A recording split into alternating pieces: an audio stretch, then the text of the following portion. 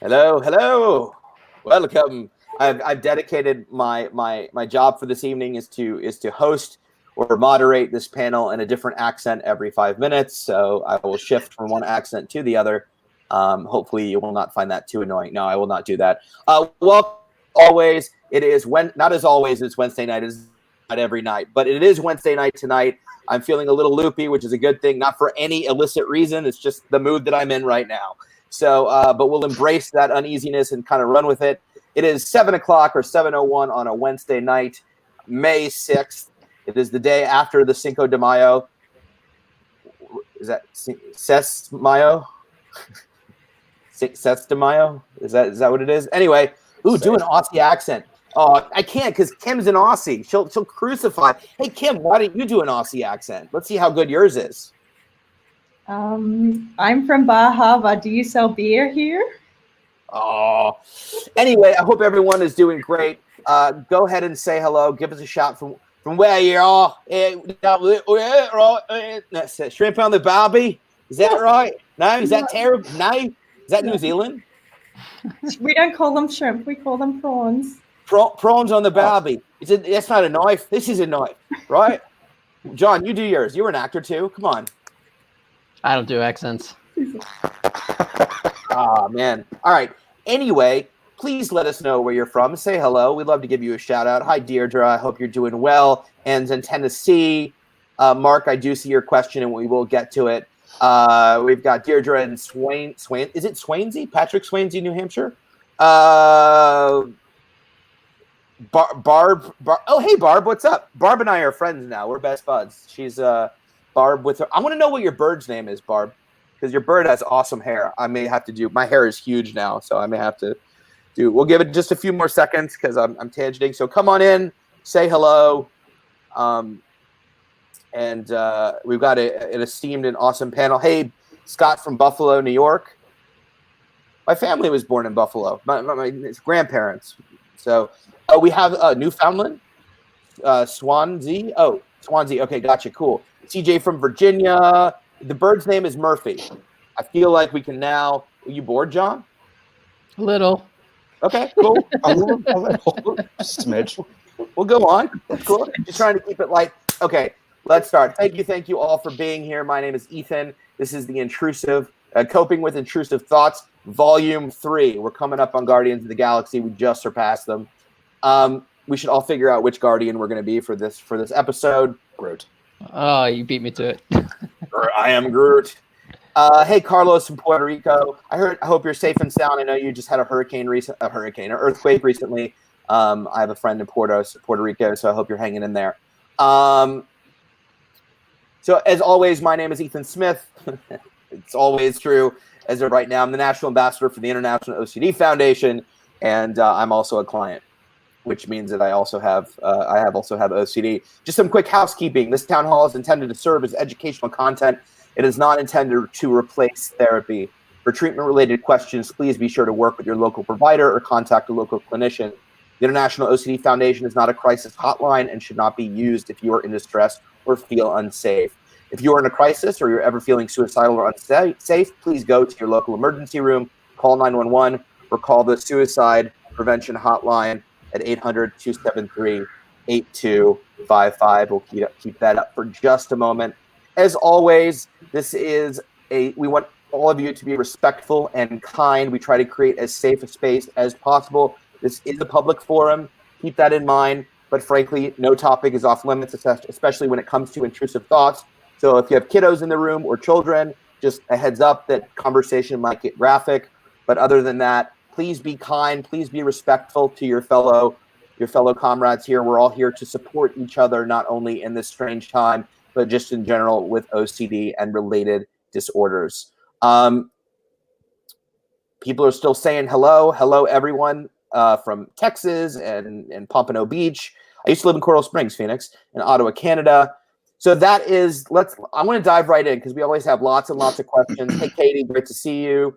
So let me introduce our panel. We've got some new faces for you today, one old face.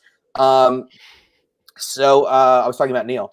So let's get started. To our top left, I'm super excited to have him. He's a good friend of mine. He's an amazing advocate, an all-around good guy. Neil Hemmer, ladies and gentlemen, has been suffering with OCD since he was born. His very first episode was from age 5 until approximately age 12. He had a debilitating fear of storms and medical health-related OCD, in which he checked his body several hundred times a day for signs of death. His first evidence-based therapy experience was at age 13 when he was treated for contamination OCD for a year. His longest continuous episode to date was religious scrupulosity from age 15 until 18. Neil received his master's in social work from Southern Illinois University in 2019 with a specialization in mental health, mental health. During his graduate school year, he was also a fellow in a trauma-based behavioral health fellowship. Neil has spent the last 2 years utilizing his master's degree working with individuals in crisis situations in a variety of settings. So thank you, Neil, for being here. Absolutely. Jon Hershfield, right next to him, the Lester Good-Looking Fellow, is an MFT and a psychotherapist in Maryland and the director of the OCD and Anxiety Center at Shepherd Pratt, which is newly appointed domain. So congratulations, Jon, on Shepherd Pratt. Absolutely. He's the co-author. We now know officially, for those of you who have been tuning in, for a while he was the author or co-author. We weren't sure. I got an updated bio from Jon. He is officially the author now of Overcoming Harm OCD and When a Family Member Has OCD, and is the co-author of the Mindfulness for OCD and Everyday Mindfulness for OCD. Jon, sincerely, thank you for being here. I appreciate you as always. Lastly, but certainly not least, we have the always lovable Kim Quinlan. She's a licensed marriage and family therapist in the state of California and the founder of cbtschool.com. Kim, I gave you mad shout outs last night during my show because I always quote you, and I decided to stop taking credit for other people's work. Anyway, she's the founder of cbtschool.com, an online psychoeducational platform that provides online courses for those with OCD and BFRBs who do not have access to mental health care. So for all you peeps out there that are always asking me, I don't have access to a therapist or I can't afford a therapist, check out cbtschool.com. We'll put a link in the thread. Kimberly is also the host of Your Anxiety Toolkit podcast, which is a podcast aimed at providing mindfulness-based tools for anxiety, depression, and BFRBs, which is body-focused repetitive behaviors. So, with that in mind, as always, before we get into it, continue saying hi. Hi, Nikki in Ireland. That's our friend from Dublin who shows up all the time. I can't wait to come visit you. We'll have a lukewarm beer. I think that's the thing there. You have a beer in the pub and go from there. So, let's start with Jon. Jon, what's the latest in your life since we spoke to you? What's new? What have you been saying? Go, man.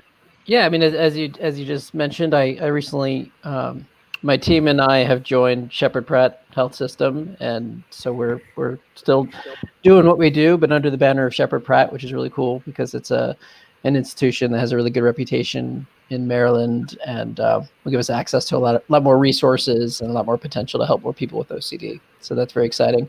Congratulations. Thank you. It actually doesn't look any different than the guest room of my house because this is where I've been, doing therapy for the last several weeks, and this is where I'm still doing therapy. But trust me, it's different, and it's going to get even more differenter. No, it's really exciting and a little bit overwhelming, just with all the changes taking place. But I think it's good for me to be very, very busy right now. It's good for my mental health to be very busy right now. I was thinking today, talking with a number of clients about how uncertainty as a general concept just seems to be getting bigger and bigger and bigger as we're living with COVID. It's not like a lot of things, whereas sort of you feel like you're careening towards the end of it and you're getting more and more information, whereas it feels like we're getting more and more information about what we don't know instead of what we do know.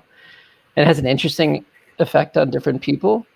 It's almost like you can go in one of two directions. You can use it. The bigger the uncertainty gets, the more you can convince yourself that you should be worrying and preparing.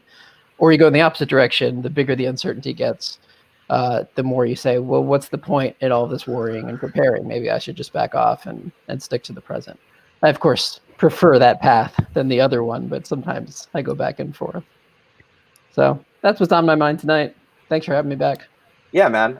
Your insight, I mean, all joking aside, I was a little slap happy at the beginning, but I've now brought it back down. No, your insight is always invaluable. Your approach is always invaluable, and we love having you. And we, meaning the IOCDF and myself. So you're a good friend and a smart guy, and you're always a pleasure. Neil Hemmer, new face to the program. I don't know why I've become a shock jock. I'm like, new face to the program. It's like, I really don't mean to be. It's just, I guess, the actor in me kicks in. So, Neil, Neil is if you've been to the conference, you've probably seen his face. He speaks on many a panel, and he's typically running around in a really nice suit. But he is a really awesome dude, so I'm super psyched he agreed to come on. So Neil, why don't you fill us in on how you're doing during all this, and what's the latest and greatest in your life? Yeah, so I'll well, life is weird. Life is extremely weird right now. Often people, will call me and I'll be talking with friends. They'll say, "Oh, what's new?" Nothing is new because I am forced to stay inside right now. But I've been trying to kind of brave the storm as best I can during this time. I've been working really hard in therapy with mindfulness stuff. Yeah, I have lots and lots of time on my hands right now, I'll tell you that. But yeah, I've been trying to fill it in like positive and productive ways. But most of the time I'm just playing Skyrim, which is a video game. So yeah, but what's on my mind tonight is I had a great dinner. Super happy to be here. And it was beautiful out today. It was like 75 degrees and sunny. So I got to spend time outside and yeah. And I'm here to talk about intrusive thoughts. Perfect. Well, I appreciate that, Neil. And as always, if you're tuning in, please load in your questions. As soon as we wrap up these intros, I have made it my mission to answer as many questions tonight as possible, if not all questions tonight, if possible. So please feel free to go ahead and start loading them in. By the way, Thomas Thackeray, Neil loves Skyrim as well. Thomas is a frequent, and he's always on the streams. What's up, Tom? You guys should trade handles or whatever you people do. And I don't mean you people as offensive. I just mean like, Skyrim people. You Skyrim people. Yeah. So last but not least, I haven't seen Kim in a minute. So hi, Kim. How are you? What's the latest? Fill me in. The latest. So I'm pretty much exactly the same person that I was last time you spoke to me. I'm working a ton with clients and with some other projects going on. So that has basically consumed me besides homeschooling my 2 children. So yeah, you'll see me with my head spinning. That's sort of where I am, but I'm fine. I'm good. Excellent. Sorry, I just had to ask myself a weird question. So definitely start asking yourself, or asking us some questions that you have in mind. Hi, Jenna. I miss you too. I hope you're all as well in LA. So I want to ask you guys. So I have to admit, like, I don't know, my parents are probably watching, but I just finished arguing with them before this because we're constantly in disagreement between like what's healthy to do and what isn't healthy to do right now. I'm in Georgia right now, so like I could go get a tattoo and go bowling, which is what my mom keeps wanting to do, is get a new tattoo. I'm against it, but no, I'm joking about the tattoo. But so I want to talk before we get started, like, because I'm genuinely experiencing some of this myself as somebody who errs on the more cautious side, and they're not being irresponsible. I'm just not sure. So like, Kim, how do we deal, especially as things start to open up? I know this isn't intrusive thought specific, but I'm sure a lot of us are dealing with, like, how do we approach these different methodologies of what we think is right and the shaming that goes along with, oh, you're not being responsible. Oh, you're being irresponsible. You're not being responsible enough. Like, what's a good practice or mindset to approach all of this, since everybody's doing kind of a different thing? And I know in the past I've heard you and John say, like, we kind of just have to do ourselves and just do what's right. But like, it's hard to let other people do themselves. I mean, I know we can't control other people, but at the same, anyway, what are your thoughts on that? Yeah, no, I think you're on the right track. I mean, my ongoing saying with clients is that you have to stay in your own lane. If you get into other people's lane, that's where stuff starts to get in trouble. But it does mean you can discuss and communicate with them what they're doing in their lane. But I think that we, at this time where everything is changing, and our mental health should be probably our number one priority. I always first stay in my lane and take care of my own mental health before I can start checking in on everybody else's, do's and don'ts. And so that's where I would leave it. I mean, I think the truth is each state is going to be different. So I think that's where this is getting a little bit complicated. You guys can get a tattoo, we cannot. So I'm not dealing with that just yet. And so I think as we open up, you can continue to follow your state's rules. I don't think you can really change the way other people are acting. Yeah. So here's my addendum question. I appreciate that, Kim. So Jon, my add-on is, what if you're living with somebody that has different viewpoint than you, where their actions directly affect you, and if we're kind of navigating, nobody's doing anything crazy, but if the guidelines are a box and they're suggestions, you know, we suggest you do this, but it's not law. You know, how do we navigate that when we're in the same household and we're, like, actions do affect other people? Yeah, I think the more you love someone, the harder it is to stay in your own lane. Hear that, Mom? I love you. But still, you know, stay 6 feet away from each other's lanes is really what you have to do. You know, I mean, I've seen this with a few clients too, where they're just like really upset about something that someone in their house relative did that on the face of it wasn't necessarily dangerous, but was just outside of their personal comfort zone. And then it felt like, well, you really shouldn't be doing things outside of my comfort zone because it affects me. And not just affects me in the sense of it might make me more likely to catch COVID, but also you should be protecting my anxiety. You should know that I'm stuck at home and I'm doing the best I can, but this is a huge mental health challenge for me, and you should be trying to make it easy for me. And that's coming from a very natural, reasonable place, except that you can't always have what you want. And so that's really kind of what you're up against in that situation, where it's an example of something should be one way and it is another. And you in your own head have to figure out a way to carry both of those concepts together. So I really want my mom to behave this way, and she's behaving in this other way. I don't have to like fix or change that, but I do have to figure out a way to accept it. But everybody has their limits too, right? So, I mean, it doesn't mean you can't acknowledge like, hey, you're doing this thing and it's making me really uncomfortable. Sometimes we confuse being assertive with getting what we want. It's always good to be assertive, but often we're assertive and then we still don't get what we want, and we need to learn how to live in that space.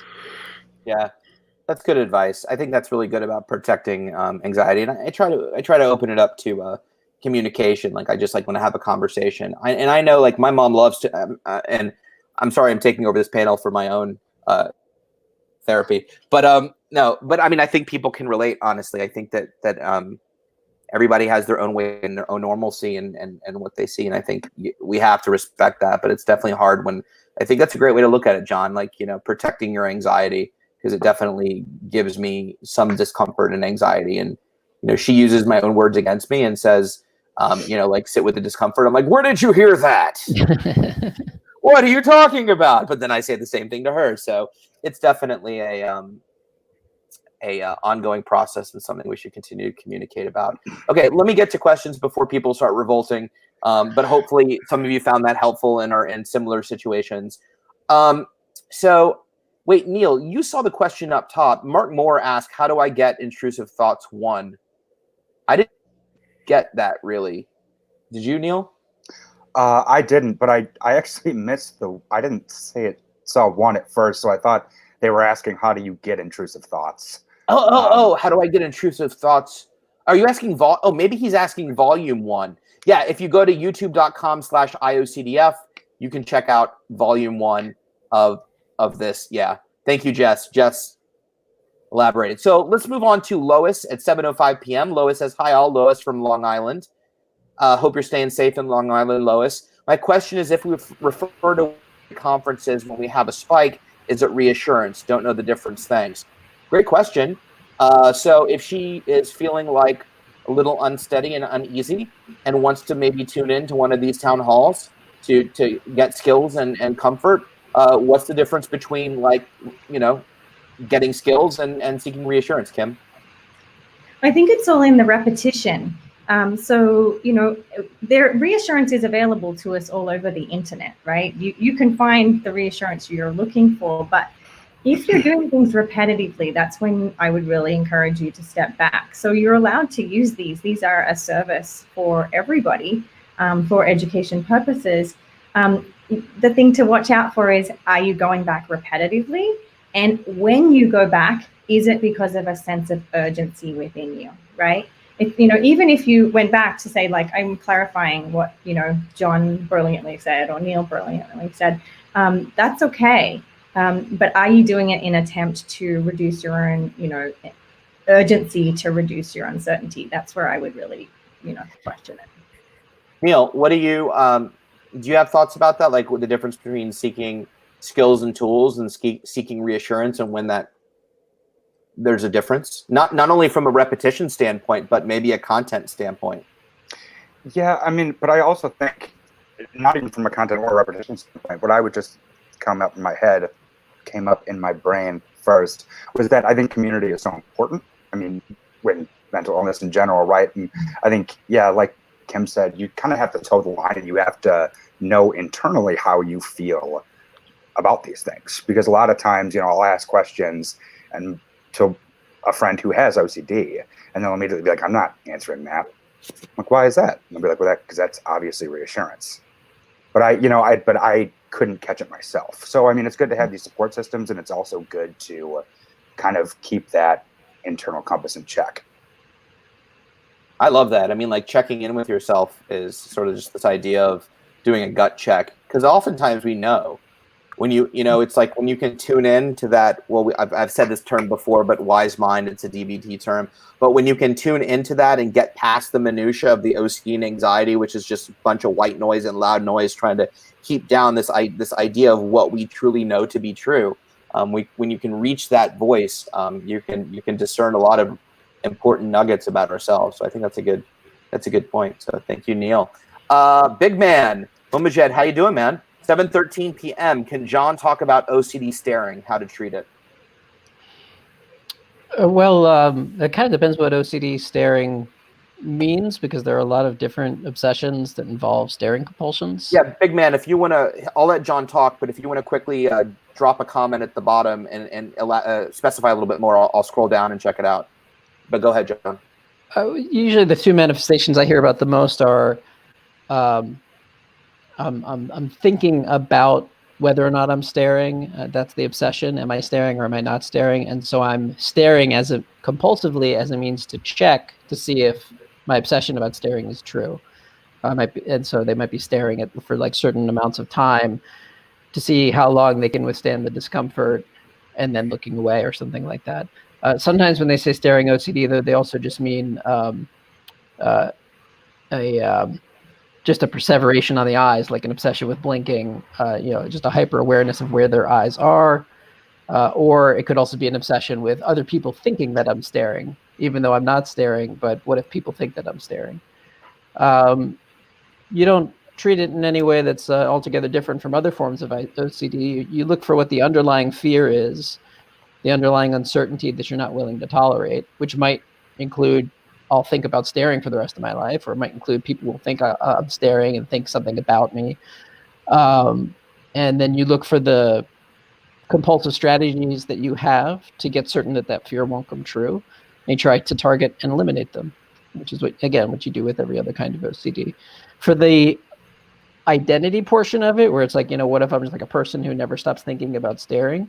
You sometimes have to do exposure to that idea too. Like, okay, I'm going to be Mr. Staring Man. I'm a guy. I was this other guy, but now I'm Mr. Staring Man, and I'm going to learn to live as a person who has that as a part of his identity, because it's the resistance to that potential change that's actually fueling the obsession.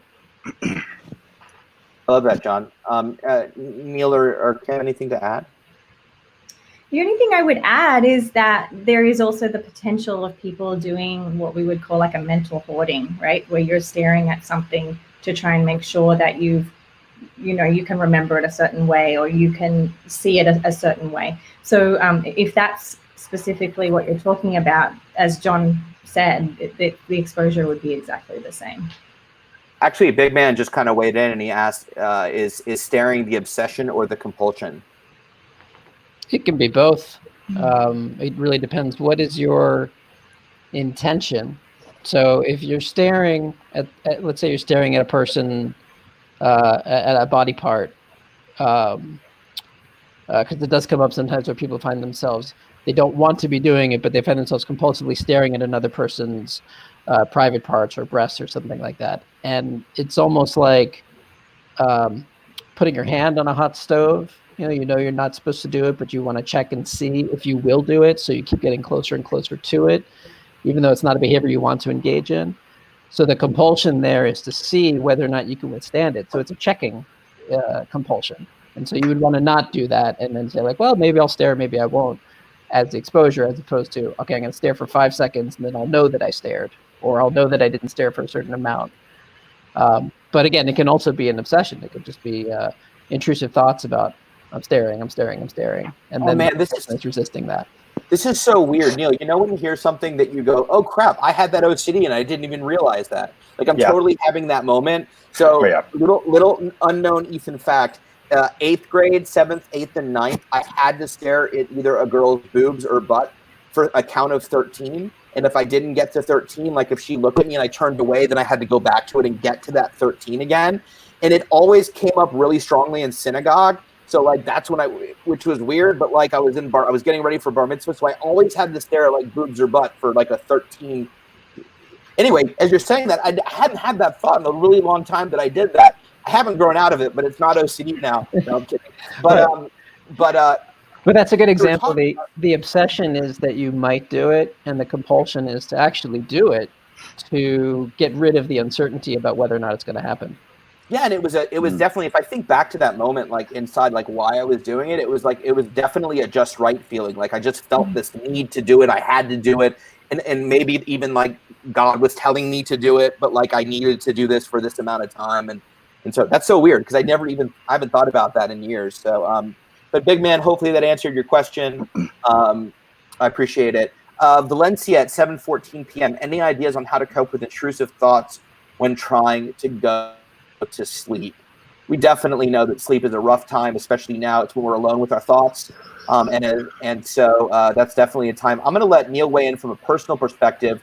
Actually, yeah, let's start with Neil. What are some things that you do or have done in the past, or just give us some of your experience on going to sleep, and if that's a really rough time for your intrusive thoughts, whether in the past or now?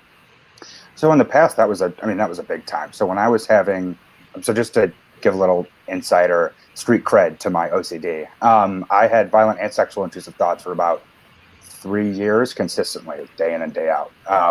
And sleeping was always the worst. I remember a time when before we knew it was OCD, my mom would have to sleep on the floor of my bedroom when I was like 15. And I think the whole internet knows that now. That's fine. Because they were so terrifying and I couldn't go to sleep, right? As I got older, I mean, you kind of just have to fight it the best you can. Obviously, the best way is to lean into it. Fight it. Fight right into it. But oftentimes, especially when you're in the throe of constant berating, you don't think of those healthy coping mechanisms. So a lot of time what I do, I get up, I walk around. I do a lot of breathing exercises. I do anything that's not overstimulating because your mind is already overstimulated enough. You're already being bombarded with thoughts. So don't turn on the TV. Don't go eat something. If you're going to drink anything, drink a glass of water.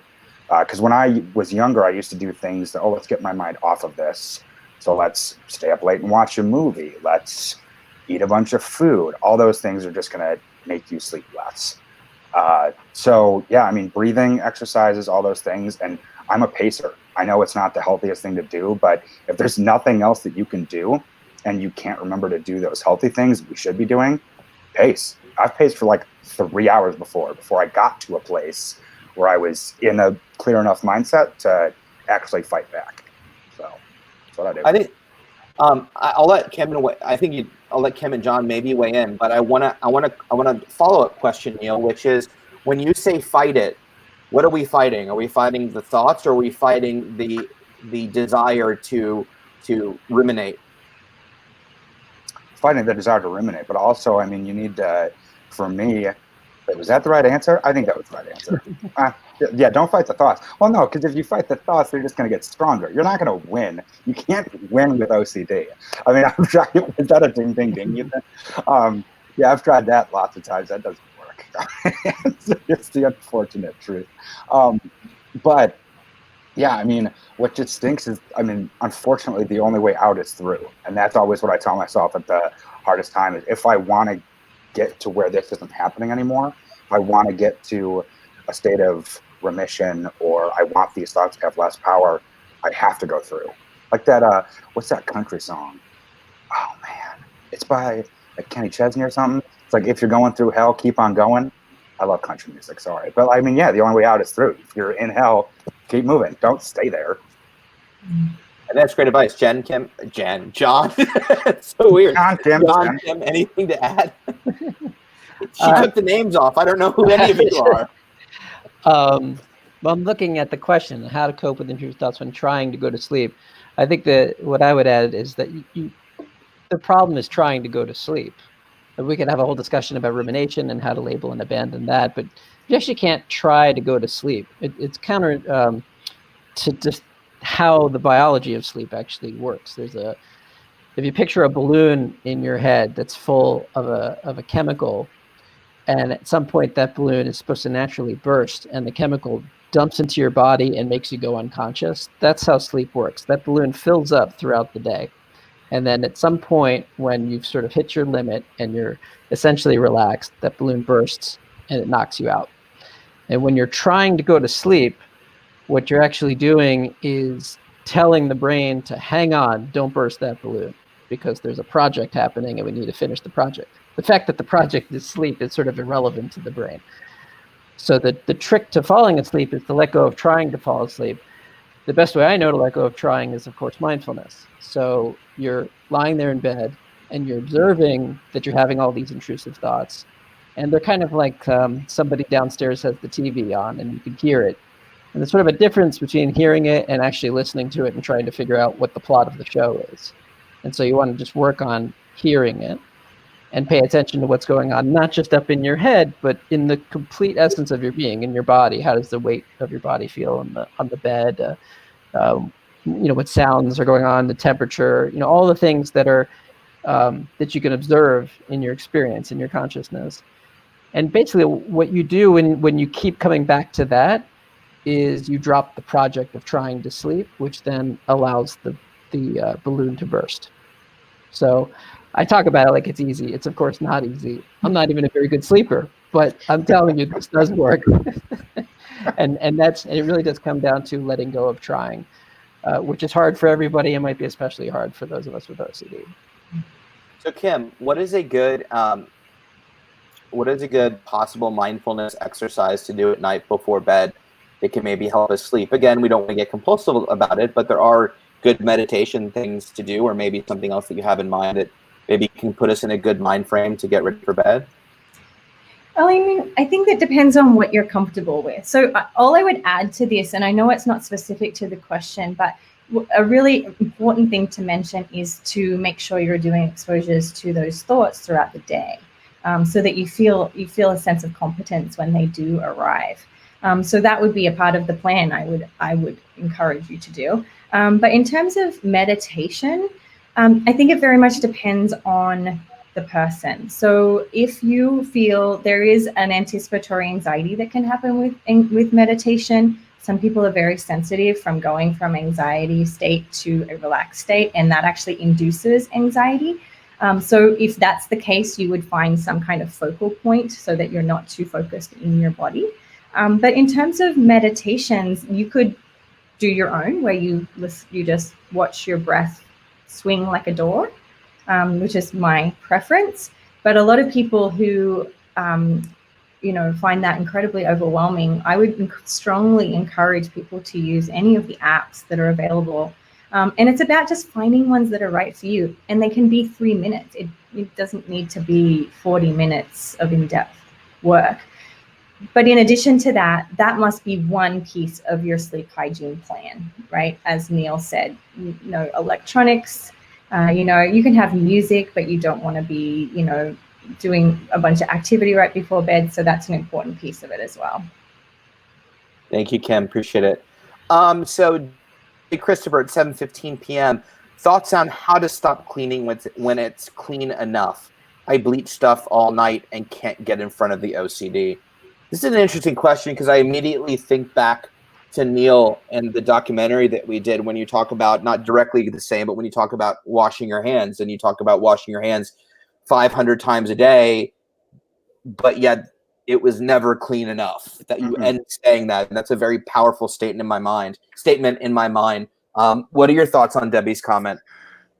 I mean, Debbie, I'm sorry, you might really not like my answer, but I mean, it's exposures. I mean, it's like, it seems like it's said over and over and over again. It seems so simple, but it's not simple, right? It's like so much more complex than just being like, oh, it's like an easy answer. Do your exposures. Because when I was cleaning my hands, I mean, my therapist made me count, and it was like 583 times each day. And they were never clean enough. Same kind of similar to you. I'd wake up in the middle of the night, like in bed, dead asleep. I wake up and be like, my hands aren't clean, which makes no sense to me now, but back then it made perfect sense. But I would say just start small. Start really small. I mean, if you're really bleaching your whole house and you're cleaning compulsively, work up that hierarchy. Work up the courage to just not clean that one little thing, right? And then keep not cleaning that one little thing. And then move to the next thing and the next thing until this kind of lessens, that's not a word, goes down a little bit. My brain's not working right now. Mine stopped working like at 37. Jon, thoughts? Well, this is a disorder that's characterized by a malfunction in the good enough mechanism of the brain. So if your strategy is to try to do something and get it to a place where it's good enough and then feel good about that, the strategy is going to fail because the part of your brain that says, this is good enough, we can move on, it's not working efficiently. That's why you have a diagnosable disorder.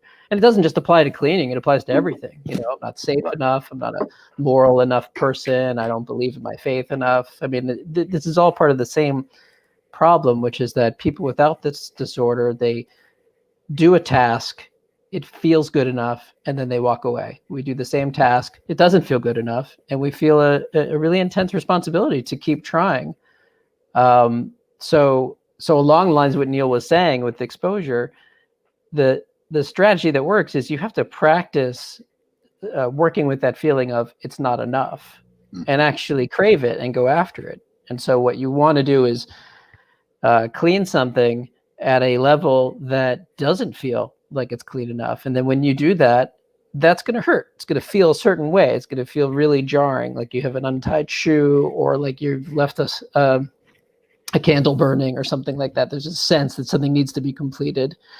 And you want to work with that sense. You want to say, I want to get better at having this experience. If you're cleaning, trying to get enough, what you're saying is, I want this experience to go away. And that doesn't work. That actually takes that part of your brain that's supposed to let you go and tells it that it doesn't have to do its job at all because you're willing to stay up all night cleaning. So it gets worse. It kind of goes into atrophy. If we want to strengthen that muscle, we have to actually choose to do things in a not good enough way until that part of the brain gets kickstarted into gear and says, all right, good enough. And it might take a while, but you can exercise it like any other muscle and it does get better. Absolutely. Kim? You're on mute. Sorry. All I would add is that often what I practice with my clients is just checking in on willingness and checking in not on how anxious are you, but how willing are you on a scale from 1 to 10 or 1 to 5 or whatever you choose. But sometimes having a conversation with yourself around willingness can really change the narrative, right? As Jon said, we move away from something that's out of your control, the not enough feeling, to something that is, which is, I want this, that I can control that piece of it. I can control that. I want this. And so in that case, it's about an ability to practice willingness. Now, I think I'll add a fourth thing, and this really applies to not just your question, but really any OCD. But I really was really effective for me in treatment, and what remains effective to me in maintenance management is continuing to identify my values and what I lose by engaging in compulsions. So, and it's not just about sleep in your case, Debbie. I would ask yourself, like, what are you tired for during the day that's important to you? What are you maybe not able to focus on because you're super sleepy, or you've been cleaning all night, or you're exhausted, or things like that. Later on in my treatment, I quickly understood that values and OCD can't live in the same space. They're mutually exclusive. We have two paths, and if we follow the OCD, we don't get to have our values at the same time. So sort of identifying what's important to us and using that as motivation to kind of resist, live with that discomfort, I found was really, really helpful. Kathy, hey, I always call you Kathy. Hey, Katy, you're in Austin, I think, if I remember correctly. But Katy, at 7:18 p.m., it's a long question. I think Jess will shorten it for us, but I'll read it slowly because Jon is the master of context in questions. So, but it's a great question, and it's a really great question. So the rate of misdiagnosis and how long it takes to get treatment is scary. Misdiagnosis and unhelpful treatment is part of my journey. As we start to engage in ERP and effective treatment, how can we remain mindful of our own intuition of what's helpful while also trusting our providers and going full into our treatment? With being led astray before, OCD is locking in the uncertainty of trusting the diagnosis, and it kind of goes on from there. That's a really great question. And I can talk a little bit about my lived experience, but Kim, what are your initial thoughts? Oh, I thought you said Jon. Did I? Yeah. You had I remember suggested that I would take the lead on it, but I perfectly Did I really? I don't remember anything that happened. All I know is you lifted up your glass, and I thought you were drinking sprinkles. Hold up your glass. During the last question. My glass? Yeah, and I thought you were drinking a cup of sprinkles, and I was so excited. Yeah. I meant Jon. Take it away. Well, this we could discuss it for a really long time. The first thing that comes to mind is that, OCD aside, whenever your trust is violated, there's a wound that takes place, and it takes a while for that wound to heal. So if you have had your trust violated many times in particularly brutal ways, it's pretty natural that it's going to be difficult for you to learn how to trust again. But trusting is a skill, just like we were talking before about habituation, how learning to be in the not good enough space is a skill. Trusting, that just means having confidence in something, right? It means I'm gonna follow this person's lead, and I'm gonna act as if they're giving me good advice. And if it doesn't work out, I'm going to assume that I can cope with that somehow. That's trust. And so you practice that like any other exposure. But it might be more difficult for you than someone else because maybe you've had your trust violated many, many times. And so it just might take a while. Because even if someone was asking before about, should I come to these things for reassurance? I wouldn't come here for reassurance, because even if you have an OCD specialist therapist, that's not a guarantee that they know what they're doing. And that's not a guarantee that they're going to give you the best possible treatment. You're going to have to go into that space where even you finally got to the right place and it still might not work out, but you give it your best shot. And the way you can really tell if you're doing the treatment, I think, that's really worth trusting is if it makes sense to you, right? It's not what the therapist said or did. Is if what you're doing is like really hard work, this exposure therapy and meditation and leaning into your values and all these things that don't come naturally really for anybody. If you understand why you're doing it, if it makes sense, then probably you're in a good trusting relationship with the therapist. If you find yourself doing things and you're doing it because you're being told to, but it doesn't make any sense, well, then maybe that tells you something. I know it's not very reassuring, but Okay, I'll go. Yeah. I love the last sentence. So they said, with being led astray before, my OCD is locking into the uncertainty of trusting the diagnosis that comes with it. And so I think a really important thing to remember, and I think I actually heard this from Jon, because Jon was actually a part of my training, is if we could add one thing to the diagnosis of OCD, it would be that you don't believe you have OCD or you are uncertain about having OCD. That's a part of the disorder.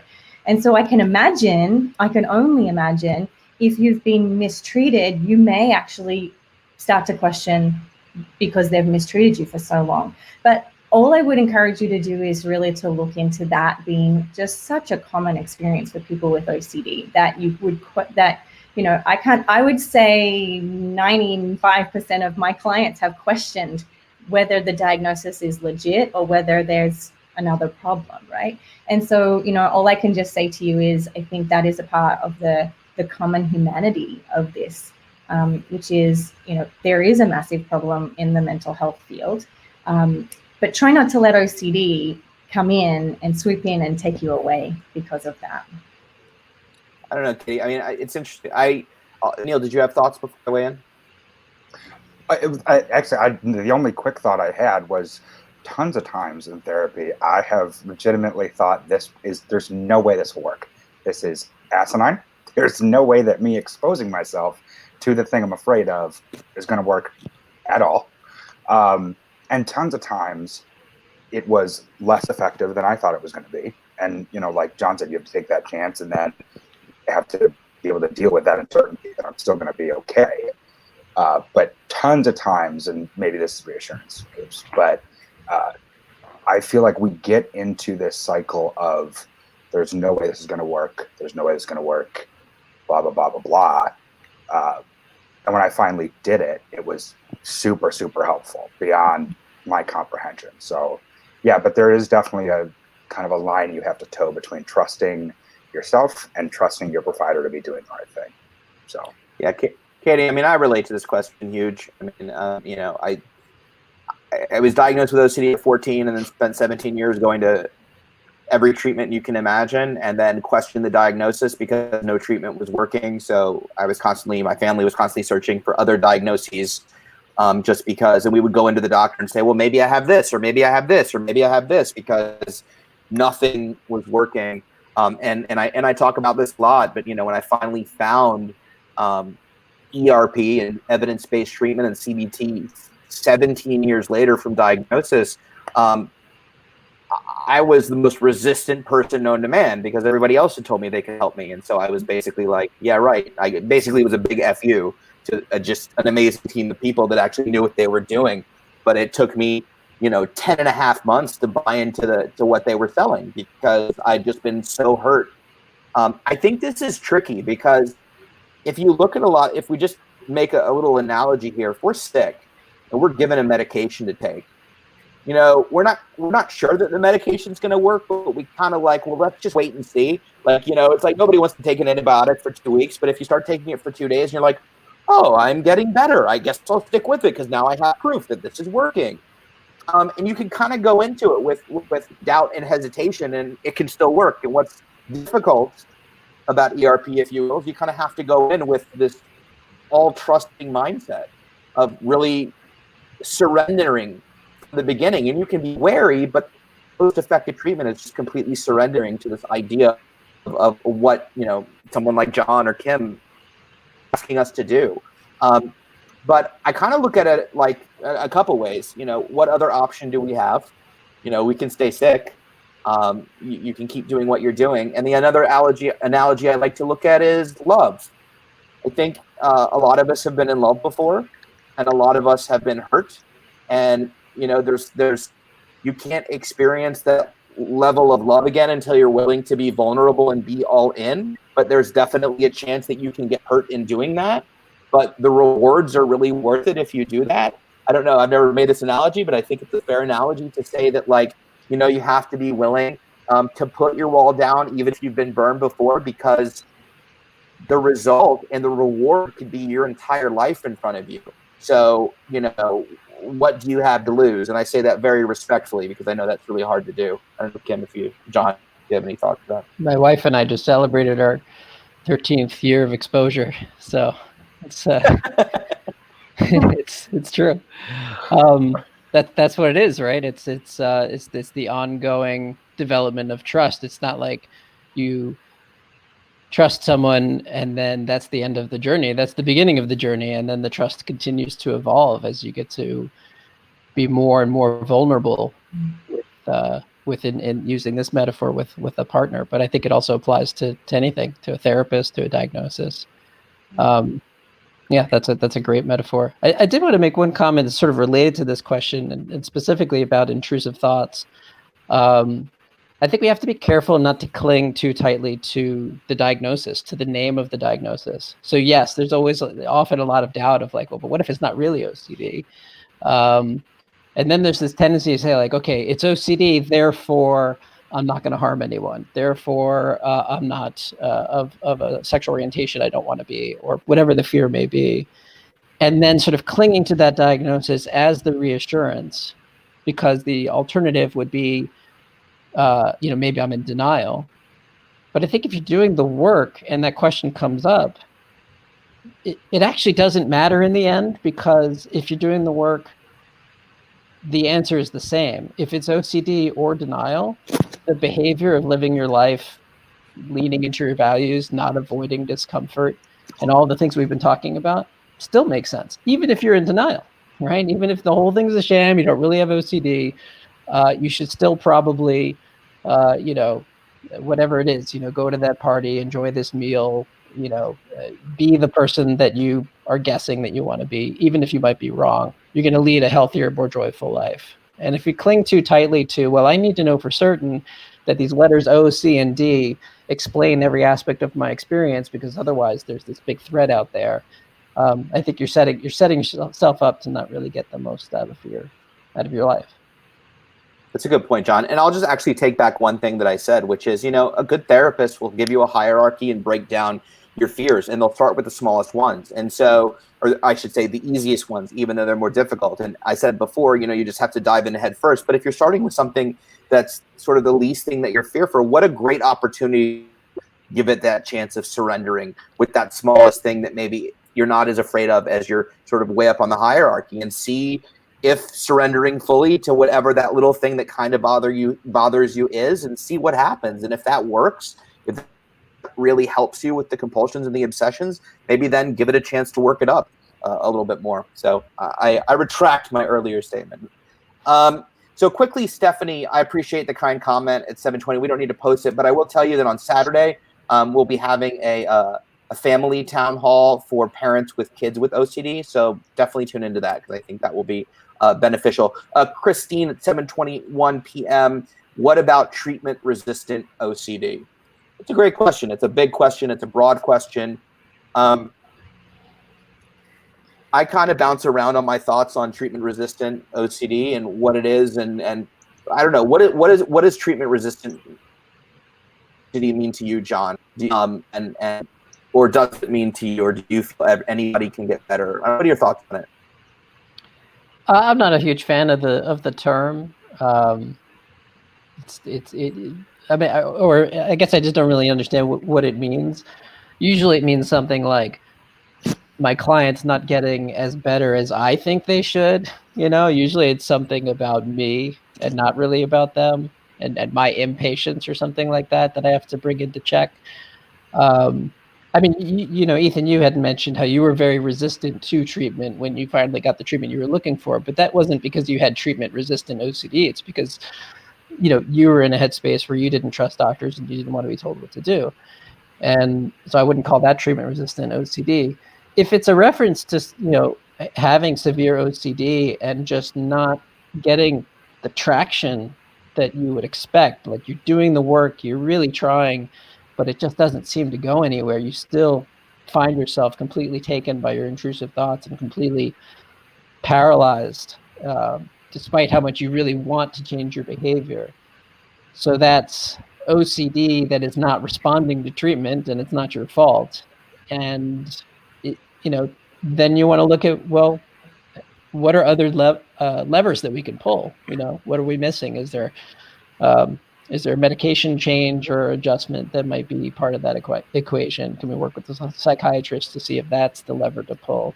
Or I think this came up either at the last week's town discussion, or maybe it was the one before, but about this idea of, maybe if taking an ERP approach that's really focused on a hierarchy and habituation isn't getting anywhere, kind of shifting gears and focusing on something that's more mindfulness and act based. To get the person stop asking about their intrusive thoughts, but asking just about, is this helpful now or unhelpful now? And what would be helpful or unhelpful? So it's still all OCD treatment. It's still all basically exposure based, but there might be different ways to go about it. If you're seeing like, well, it looks like we're doing everything right. I know I'm giving you good advice. I know that you're doing the best that you can, and yet apparently your symptoms are at the same level of severity they always were. Let's look for other levers to pull. Do you have thoughts, Kim? No, I agree. I immediately went to, I mean, I personally don't believe in treatment-resistant OCD. Every time I go to a conference, I hear this question be asked, and the panels of all the amazing doctors and professors have always agreed on that, that it, you know, that's a very hopeless term to use and doesn't help treatment anyway. My immediate thought and the training that I use is it's okay to supplement your treatment with other, like Jon said, modalities. What I've found to be really helpful is to add a DBT, dialectical behavioral therapy component, because basically what that is it's helping with distress tolerance. And such, the first piece of OCD treatment, ERP, it's incredibly distressful. And it's, you know, again, no, everyone who I personally don't have OCD, but everyone I've met has said, like, this is the worst thing I've ever had to work through. And so sometimes having those distress tolerance tools, emotional regulation tools from dialectical behavioral therapy, which is just a little shift in behavioral therapy, can be helpful. Do you have any thoughts, Neil? I do not, only because I don't specifically treat OCD. So I'm gonna keep out of the realm of treatment talk. I don't treat it, but I have lots of thoughts. I don't want to spend too much more time, but I appreciate the question, Christine, and I do too. I think that it's a very the term itself is upsetting to a certain extent, only because I believed that myself. I believed I had treatment-resistant OCD up until suddenly I was better, and then I was like, oh, I guess I don't. And so I wish I hadn't believed it. I believed it for a number of reasons. I believed it for the years it took. I believed it for all the treatment types of treatment that I did that weren't ERP or weren't helpful. It was true for me because of the behaviors that I experienced for 30 years, for the enabling and reassuring and the amount of time that went on, and the people that surrounding me, you know, were working for my OCD and not me. So I think, you know, we had Reed Wilson on a couple weeks ago, and he spoke about, you know, he has clients that will come in with very mild OCD symptoms and really struggle with the treatment and not necessarily get better. And then he'll have people come in with pretty substantial OCD that's higher on the rating scale, and they'll just fly through therapy. Mm-hmm. And so sometimes the severity level of OCD doesn't necessarily mean we're going to thrive or not thrive in OCD treatment. So, you know, I think that for me, I made a realization through my advocacy that, you know, I wasn't willing to embrace ERP the way I needed to in order for it to work. And that took some time in order for me to get to a place of maintenance and management. And even after I was better, it took me 3 or 4 years to realize that ERP hadn't failed me, and not that I failed ERP.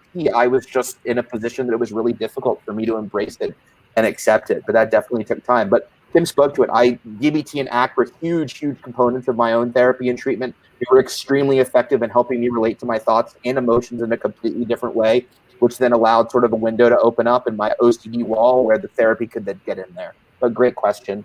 I think what happens sometimes too is that people who don't get treatment early on, people who are struggling with OCD for a long time, the behaviors that are compulsive some of them just become intertwined in the personality and the identity of the person. So we think that it's like treatment-resistant OCD, but it's actually the person might be having difficulty understanding that maybe they should stop mental review, like they should stop ruminating, not because it's a compulsion, but because that's the way that they are, right? If I have a problem, I always try to solve it. That might be core to their identity. And if I'm saying, well, you know, your problem is just a story in your head, and you need to just recognize that you're not going to solve it by, you know, mentally reviewing it. You need to identify that, label it, and abandon it. You know, for some people, that's like saying, you know, that they're supposed to now walk on their hands instead of on their feet. Like it's become such a part of what they are that it's not just about changing the behavior, it's also about changing the philosophy that has developed around them because of engaging those behaviors for so long, which is why it's so useful to bring in things like DBT and other modalities when it's appropriate, because that can teach you psychological flexibility. So it can open you up to the idea that, you know, I can, besides just changing my behaviors, I can also be flexible with just the meanness of it all, because that might be part of the equation. It's super hard too, because I think last week Carol was about, we all think our OCD is different. Our OCD is special, that our OCD is, oh, well, that's your OCD and what might help you for you, but that's not going to help me because my OCD is a little bit different and it's much more difficult to treat. And I know when I was at the OCDI and I was around other people in group treatments and I was watching them get better, and for some reason I wasn't, that just reinforced the belief that I had resistant OCD, because I would watch people do their ERPs and every day they would get a little bit better, and I would do my ERPs and I wouldn't get better, and I would just tell myself that, well, I'm that much sicker than everybody else, and it would just really undo any chance I had of. So yeah, I don't know what I had to point to that, but that's a great comment. Thank you, Christine. I appreciate it. And as always, feel free to email us. We'll give my email at the end, and if you want to continue the discussion, I'm always happy to talk about it.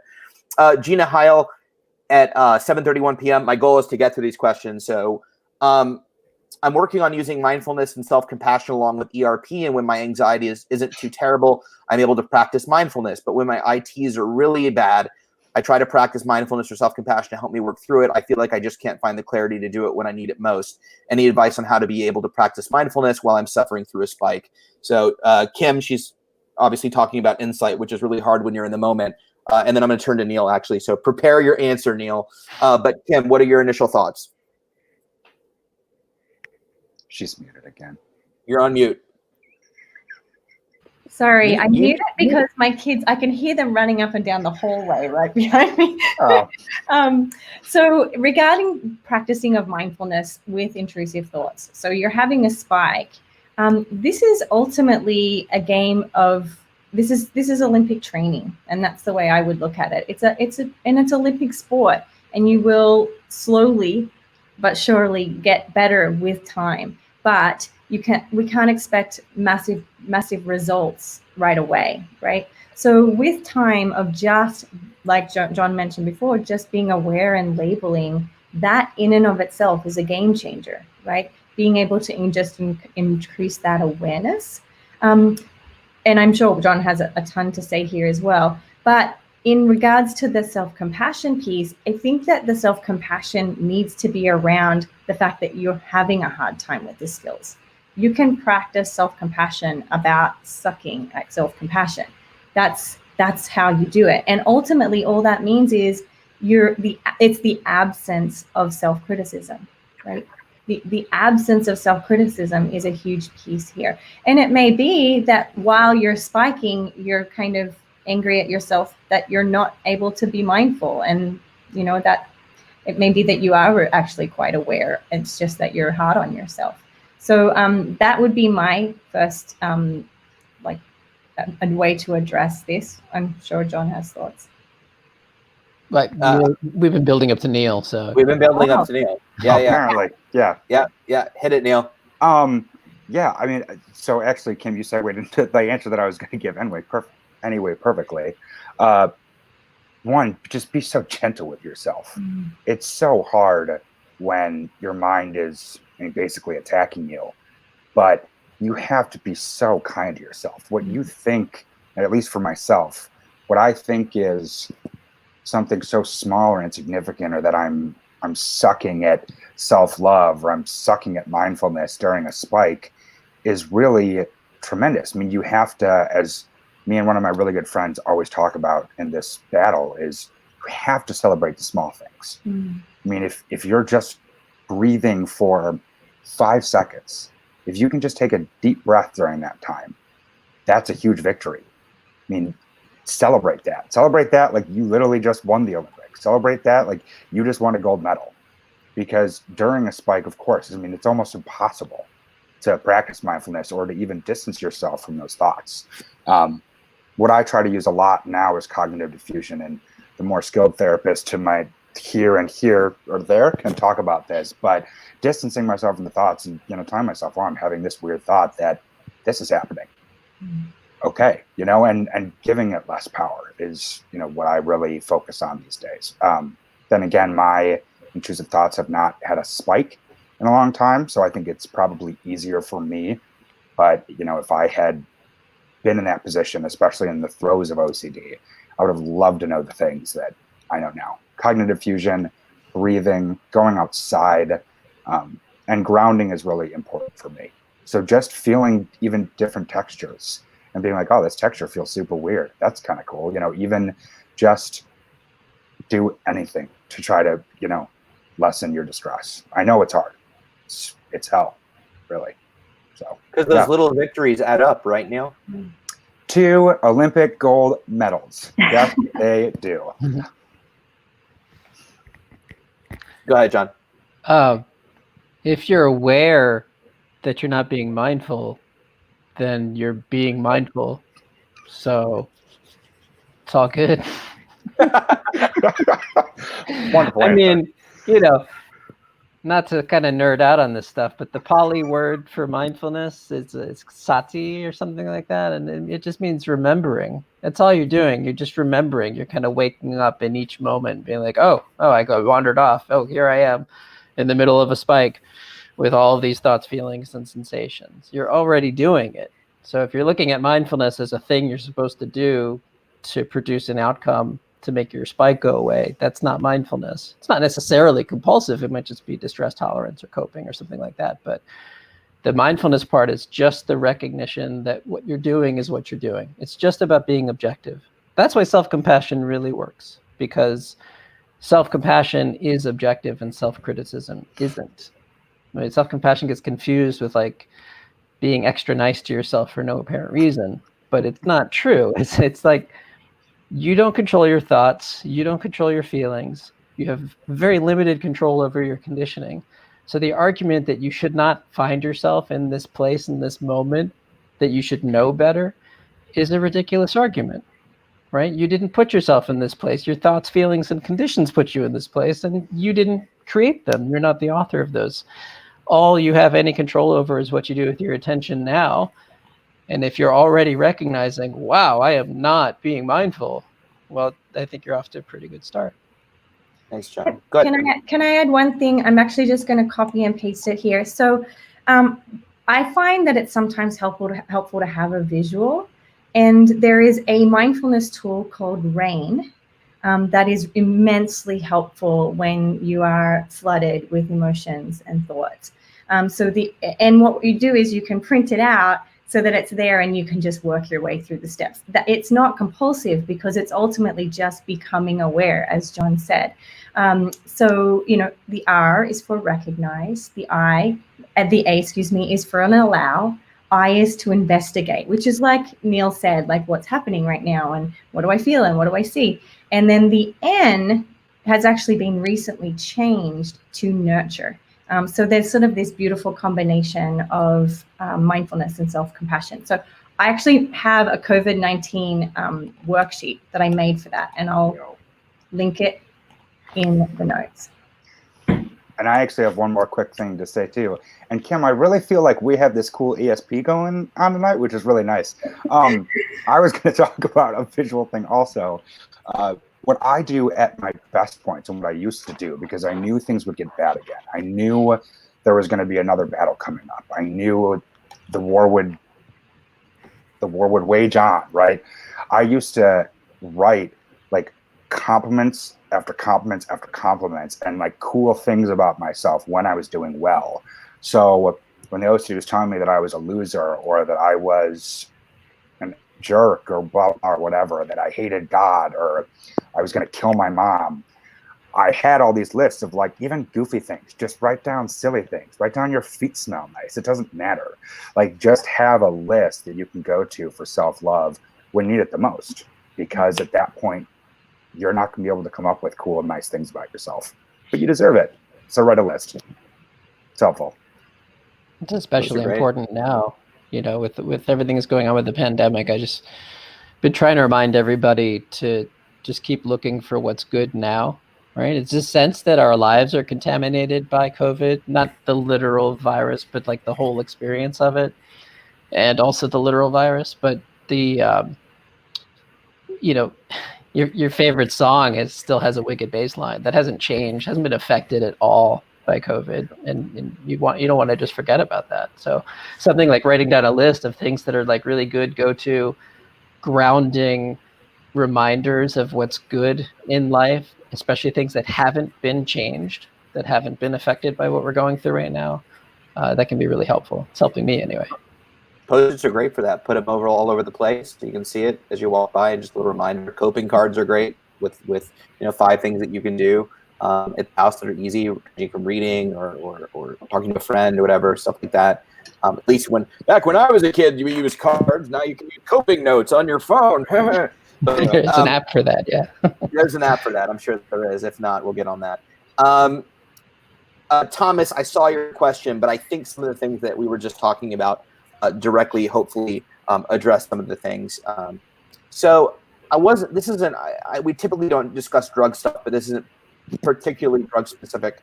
So Defertol at 7:33 p.m. Jess, I have terrible chemical contamination issues, especially drugs, meds. I find it paradoxical that the meds I prescribed to help me also cause me great anxiety. Any thoughts?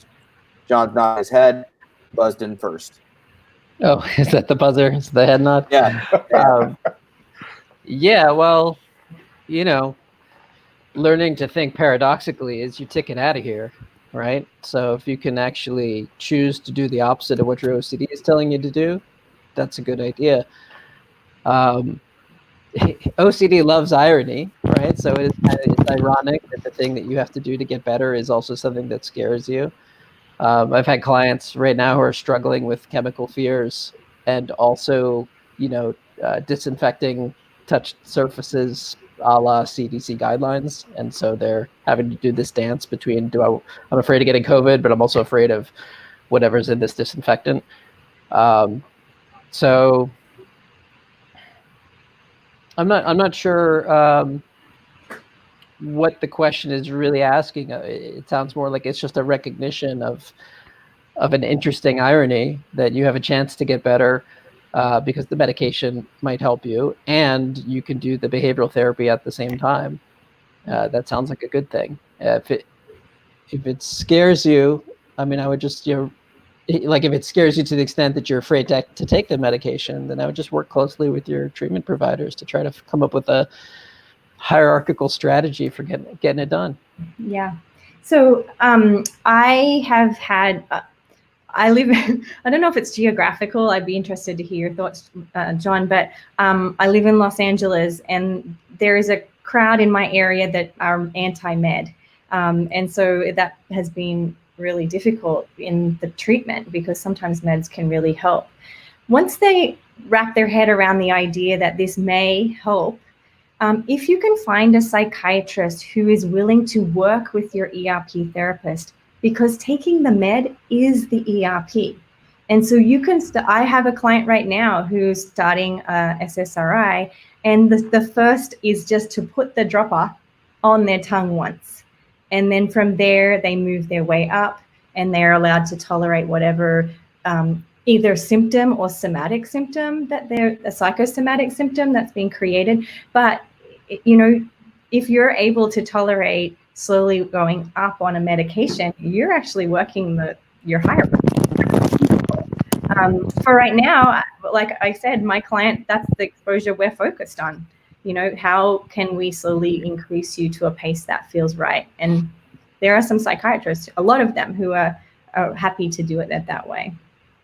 So sometimes the exposures don't even involve taking the medication. Mm-hmm. If you have OCD that's really concerned with chemical contamination, it might be something like holding the pill bottle. And not just holding the pill bottle, but then also making sure you're cross-contaminating to your clothes and to your kitchen, where some of the chemical might get in your mouth, things like that. So, in addition to working on taking the medication, you can also use the medication bottle, the little dust at the bottom of the bottle, and everything kind of wherever the bottle was sitting as part of your ERP plan. Yeah. Great, or thank you. Starting with non-psychotropic meds as well. An allergy medication or whatever it may be over the counter. Absolutely. So there's tons of questions. We will keep asking them, but I'm going to skip around a little bit to see if I can get to some later questions. As always, we'll give you emails. You can always email me. I'll always get back to you. I'm still caught up on my emails, so feel free to email me.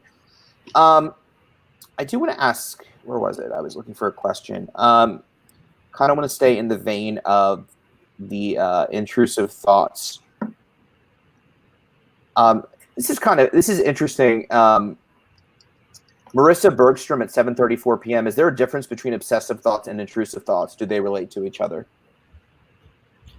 This is getting a little intellectual. We probably don't need to dive into it. But Jon, is there a difference between obsessive thoughts and intrusive thoughts? I think it's just semantics. I think there's obviously a difference between obsessing and compulsing, and you can compulsively think, and I think that's where people get confused sometimes. So oftentimes we'll say I'm being obsessive, and what we really mean is I'm doing a lot of mental review and mental rituals. So really what we're meaning is that we're being compulsive. But when you say I'm being compulsive, it doesn't have the same ring to it as when you say I'm being obsessive. So the English language just really isn't up to the all of the glory that is OCD. It's very, So anyway, short answer is thoughts that you become aware of, that you are resistant to, that you view as intruders, or that you feel compelled, as in compulsion, compelled to push away or control. Those are obsessive thoughts, intrusive thoughts, OCD thoughts, whatever you want to call them. I mean, they're just thoughts, but the quality that we're looking for when we're treating OCD is that quality of your perspective on them is that they are intruders, that they shouldn't be there. Oh, thank you, Jon. I'm actually gonna. So normally we like to give everybody a chance to ask a question, but what? No, I said he did it great. I don't know. Yeah, no, I wasn't going to you, Kim. No, I'm saying I didn't have anything to say. So move. I know, me neither. So I don't want to create a weird conversation. Maybe I do, but this is something that we addressed before, and so I want to let everybody weigh in on it because I don't want to abandon Christine in her initial question, which was, so Christine had the treatment resistant question about, and so she asked later on at 7:48 p.m., Christine Karl Dean, she says, this isn't a question, but I think maybe it's worth talking about. I've had OCD for 30 years. I have a great therapist, but she said that ERP does not work for everyone. I actually got worse with ERP. Can we comment on that a little bit? Do we have to? I'll jump in. I think the real thing here is to define the definition of what worse is. When we expose ourselves to our worst fear, our fears will increase and our anxiety will elevate. And that's on purpose, that we actually want, I say it all the time, my clients should not want to come and see me because I'm going to make them do hard things. And so I think it's really important that we define what worse is. If you're defining worse as my anxiety got higher, that's actually good in the terms of that's the point of OCD. And sometimes, it's not just that you do an exposure in session and by the time you leave, you're actually rode the wave out. Sometimes you actually do an exposure and you have to ride the wave of uncertainty for many days after the exposure, which gives you an opportunity to practice, just like we talked about, like it's a marathon, just one step at a time, small steps. And that actually happens quite often, but that's not necessarily meaning that the treatment is wrong. In fact, I would say that that's, a part of the treatment. So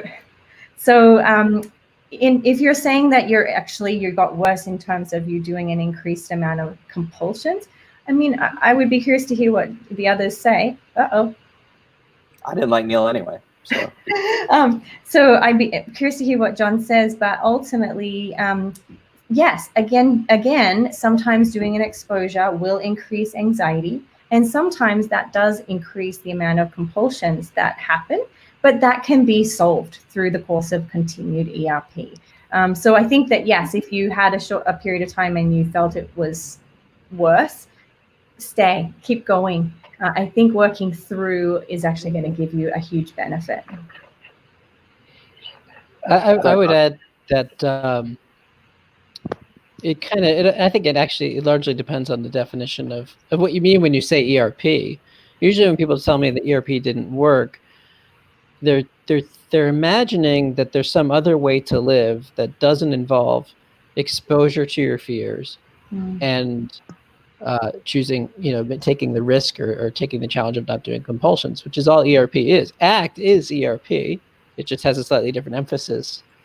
Mindfulness is the biggest ERP. You're letting thoughts arise and you're choosing not to tackle them to the ground, knowing that perhaps that could lead to your worst fears coming true. That is pretty ballsy ERP. So a lot of times when we're saying, ERP doesn't work, I think it's just a confusion about the language. Life is exposure and response prevention. Sometimes we're using ERP in a much too technical way, and we're saying that's that thing where you have this hierarchy and you go up step at a time, and it's just you torture yourself and then you cry and you just keep crying until you're dead, and then that's ERP. Yeah. That's not that. Some ERP is like that, but I don't think that takes in the entirety of what it means to expose or to open up to a distressing experience and engage in response prevention or make a choice not to push that experience away. That's what ERP is, and it can come in many different modalities, many different flavors. For sure. And I mean, for me, I know that when I engaged in ERP for the first 10.5 months, because I was so emotionally dysregulated, the minute I was exposed, I would fall on the floor and start bawling and nobody could talk to me for 2 hours. And, so was ERP working at that time? No, because I had a shield up and it couldn't penetrate. And I needed a fair amount of DBT, as Kim was talking about, to get the emotional regulation. And the reason I wanted to bring that up, Christine, compassionately so, was sometimes it's okay to collaborate and challenge a little bit in your best interest of advocating. We know that ERP is the gold standard of treatment. We know that it's very effective. We're not in any way saying that you're with the wrong therapist or anything like that, but I think it is worth continuing the conversation if you're continuing to suffer and if you're in a place of struggle and really dealing with difficulties in life. It is worth continuing to explore options for yourself. So thank you, Christine, for letting me have the conversation. I sincerely appreciate it. Let's get in a few more questions. At 7:46 p.m., the one to blame. Hey, the one to blame, what's up? I have an obsession that I'm a narcissist. It's actually pretty narcissistic of you to ask the question to begin with. But is engaging in altruistic behaviors a compulsion, as I am avoiding narcissistic behaviors? That being said, I don't want to be a jerk, so how do I stop compulsing? Neil. So this is kind of a tricky one because I want to say that if you are engaging in altruistic behaviors as a compulsion, right, you don't want to be compulsing, but also it's not so black and white as you have to like be a complete jerk on the opposite end, right? You just have to not seek out incredibly altruistic things. I mean, especially if it's in a compulsive manner, right? And if it's disrupting your life so much, like if you're going to feed people experiencing homelessness 8 times a day, 7 days a week, and you can't, spend time with your family or hold on a job, right? Those things need to be addressed. But just like if we're talking about, let's say, hand washing, right? Let's go with that one. When I was getting treated, and I thought, okay, well, my compulsion is washing hands, right? But I need to wash my hands sometimes, right? But I don't need to wash them 583 times a day.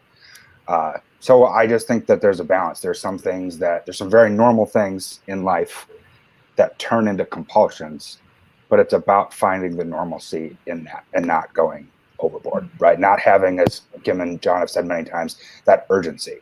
If you feel that urgency, then it's probably a compulsion. Go ahead, Kim. This is where I would marry ACT and ERP so close, because through the practice of acceptance and commitment therapy, you will have to define what your values are. And through that can actually, by identifying specifically what your values are, that in and of itself will set the guidelines in when you're doing a compulsion and when you're not. Because the values, like, okay, so if you're at a charity benefit and you have $100 in your pocket,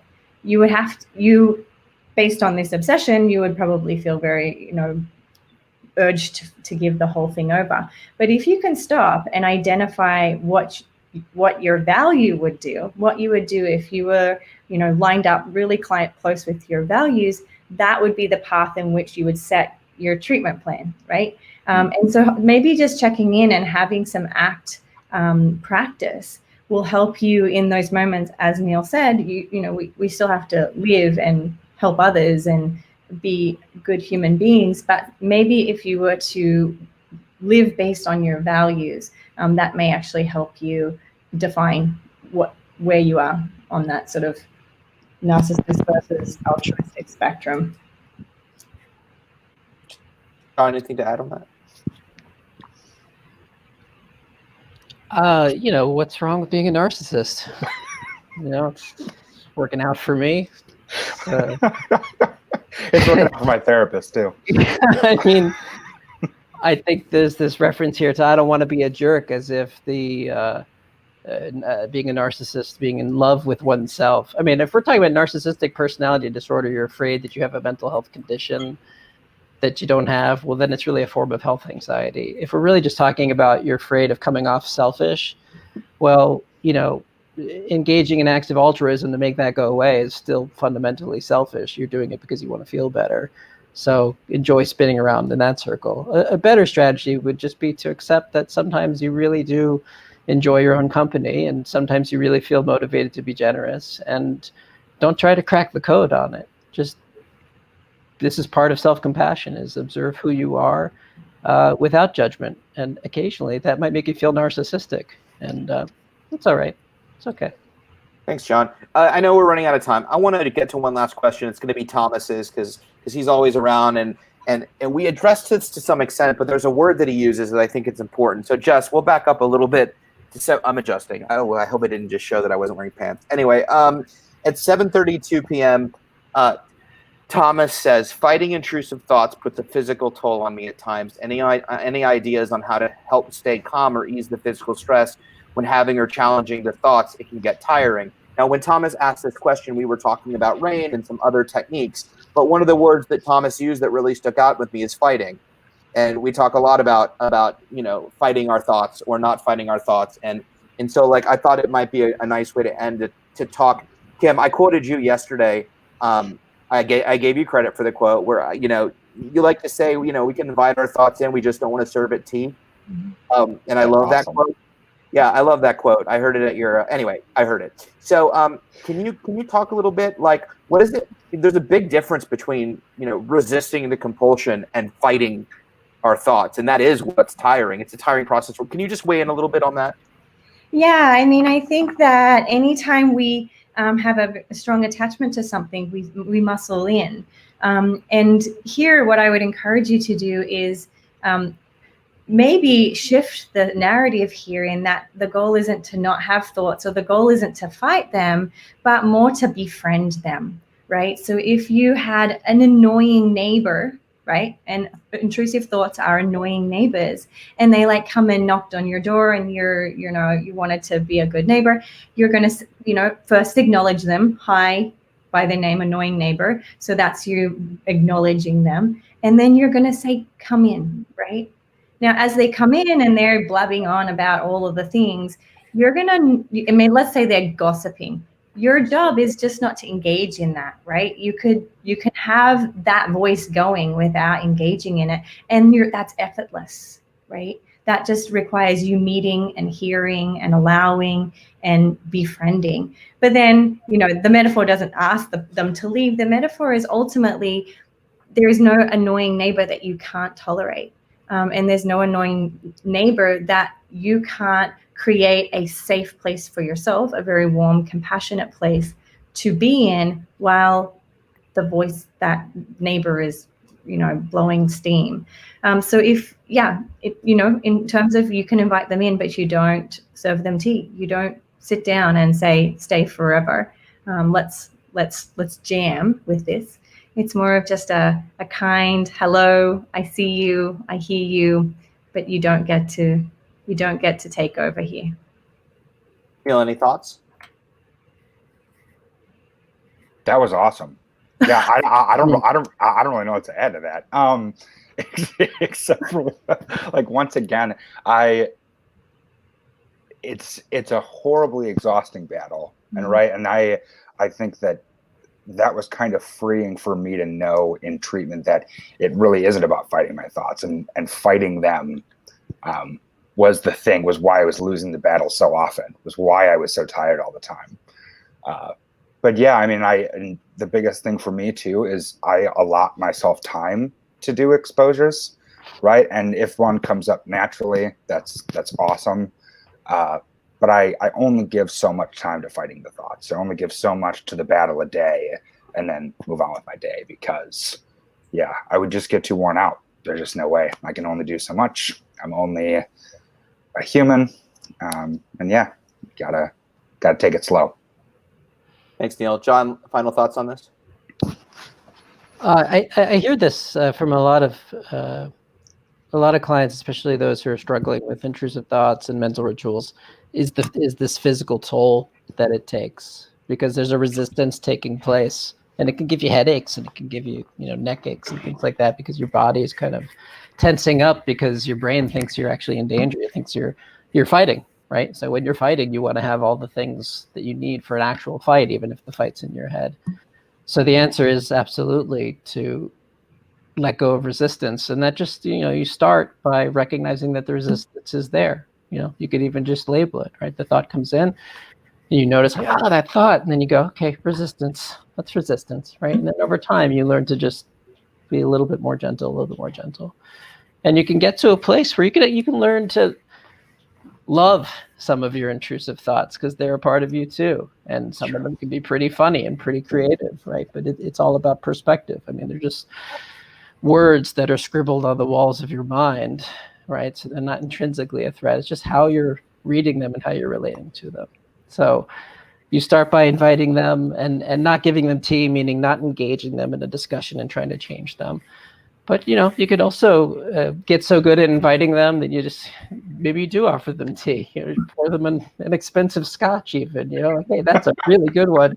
I like that thought. I'm going to keep that one for later, right? Because then they're not intruders anymore. They can't be intruders if your windows are open. So I remember early on, I had a therapist, actually Jason Spielman, if you're watching, I remember him telling me, he was early on in my treatment team, and I remember him telling me that his young daughter at the time was just a kiddo, and she woke him up and afraid that there was monsters under her bed. And I was like, well, what did you tell her? And he's like, well, I brought the tea set over, and I said we should invite the monsters to have tea with us. And I thought that was brilliant, and I kind of apply that now, and it popped in. But it was so great, because instead of acknowledging that, oh yes, let me look to make sure it's not here, and validating that fear, it's like, great, let's bring the monsters in. Let's, in this case, serve them tea. And I think she's still okay. Hopefully she is. I want to thank everybody so much. I know we're over time. I apologize to both my panelists and those of you who have spent time. As always, I ask you to please read through the comments. Everybody left such great comments for everybody else. Linda, I see your question real quick. Kim or Jon or even Neil, any quick recommendations on ACT books? Get out of your mind and into your life. The Happiness Trap. The Happiness Trap, yeah. Yeah, the Happiness Trap is a good one. Is there a good ACT? Good. A colleague of ours just wrote the ACT workbook for OCD, Marisa Maza, she's in Oakland. So that's probably a good resource as well. And there's also an ACT workbook for teens that just came out as well. Stuff that's loud. Yeah, Lisa Coyne and Ben, it's awesome. Stuff that's loud for teenagers, ERP and ACT. So hopefully, Linda, that answered some of your questions. Also, I saw there were a lot of family questions on here. So please don't hesitate to email us, and we'll be doing family support groups. Again, I want to thank Jon, Neil, and Kimberly for taking time out of their busy schedule to join us. As always, very, very much appreciated. I want to thank all of you for joining us and for weighing in, and again, creating a wonderful support system for all of us during this time. No, Renee. Renee wrote, "Thank you so much. It's nice to know I'm not alone." You are definitely not alone in this. We are here with you, and also going through many of the same things as you. So you are definitely not alone. Have to thank Jess behind the scenes for doing all her magical digital voodoo. Quickly, on Saturday, like I said, we'll be having a town hall specifically for parents who have children with OCD. Susan Boaz, who's the president of the board of directors of the IOCDF, will be joining us. Clinician Denise Egan Stack And then Chris Bear, so if you're familiar with the documentary, the kids documentary Unstuck, Chris Bear will be joining us. He's the producer. He has him and his wife, Allie, actually will be joining us. So they'll be wonderful. So definitely tune in. Also, if you missed the announcement, I asked Jess to put a link on this. We released the documentary. Oh, there we go. Oh, awesome. We have a graphic. We also released the documentary that Neil appears in and I co-created and directed called Uncovering OCD, The Truth About Obsessive Compulsive Disorder. It is free to everyone. It is free forever. There are links in the comment thread.